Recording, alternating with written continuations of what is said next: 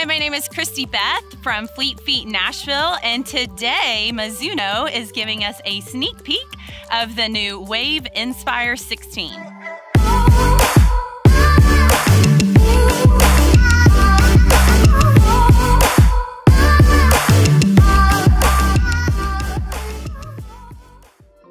The new Inspire is going to release January 12th of 2020, and this is the first time ever that the Inspire will be offered with two different uppers, a knit upper as well as an engineered mesh. Mizuno has given us a chance to check out the shoe a little early, so let's roll through the specs of the new Inspire. Now, despite the different uppers that are offered this season, the basic specs are still the same. The Inspire falls in the stability category. Also, it is considered a everyday trainer, so you're probably going to use this on the roads, track, treadmill, more to get your base mileage, everyday mileage in. The Inspire is going to be available in wide widths, but only in the engineered mesh option. So that will be 2E for men and D width for the ladies.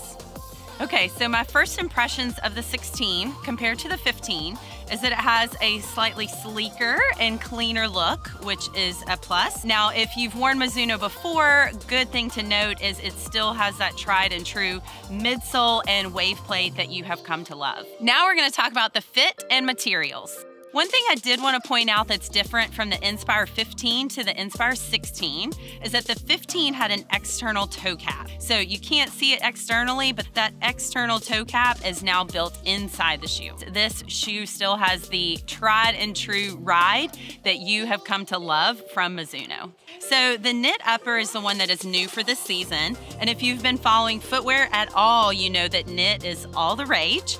What I have seen in previous models is that knit can be super loosey-goosey, so the foot isn't very stable. So this particular knit from Mizuno, it's got a very soft hand to it, and it's also very adaptive. I don't know if you can even see how flexible this shoe is because of this knit upper. So that's gonna give you a real snug-like fit. Mizuno designed this specific wave knit with a heat embossing on the midfoot, and what I love about that is unlike other knit models, it just feels much more substantial. So if you're running in it, or even if you're using it for some sort of lateral movement activity, it's just gonna give you a little bit more support than traditional knits. Okay, let's talk about the engineered mesh version of this shoe.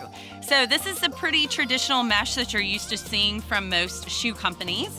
And I will point out, compared to the 15, that it does have fewer overlays. So that seems to be the theme today, is fewer overlays from all the updated models of shoes. Now, one thing I did notice when I compared the knit versus the engineered mesh is that this shoe actually has a little bit more volume compared to the knit. So that knit gives you a snugger, more glove-like fit, and you have a little bit more volume, a little bit more wiggle room in this engineered version. Now, just a reminder, if you're looking for this shoe in a wide width, it's gonna come in widths just in this engineered mesh version and not in the knit version. So what's the same between these shoes? Basically everything underneath your foot, the entire midsole construction. So that's the cushioning, the wave plate, obviously the specs from the drop and the weight, all of that is the same, regardless of whether or not you get the engineered mesh or the knit version of the Inspire. If you have never been a Mizuno wearer before, one thing I really want to point out that they do differently is a wave plate in their midsole. So most running shoe companies use some sort of EVA in the midsole, which is typically that white kind of squishy material. But what Mizuno does is they actually carve out some of that EVA and put in a plastic wave plate. And what that does is it gives the shoe a little bit more stability, a little bit more firmness. And what I have experienced is it really makes the shoe really durable. So sometimes when you buy a really soft running shoe, you can feel when it's done. You go out on a run and it feels super flat. With Mizuno shoes, they really hold that first feel much longer into the life of the shoe.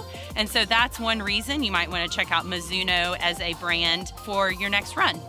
big question of the day is, how do you decide which model is best for you? So, is it the engineered mesh? Is it the knit? When we compare these two uppers, I would say the knit upper is softer and stretchier and more adaptive, whereas the engineered mesh is a little bit more of a known quantity. So I felt a little bit more volume in the shoe, but probably wouldn't be as adaptive compared to the knit upper. Thank you so much for watching today's video. If you found it helpful, be sure and give us a thumbs up and subscribe to the Fleet Feet YouTube channel if you would like to see more gear reviews, how-tos, and interviews. And also, when this shoe drops in January of 2020, I would love for you to stop into your local running store, try them on side by side, and let me know in the comments down below which one that you choose.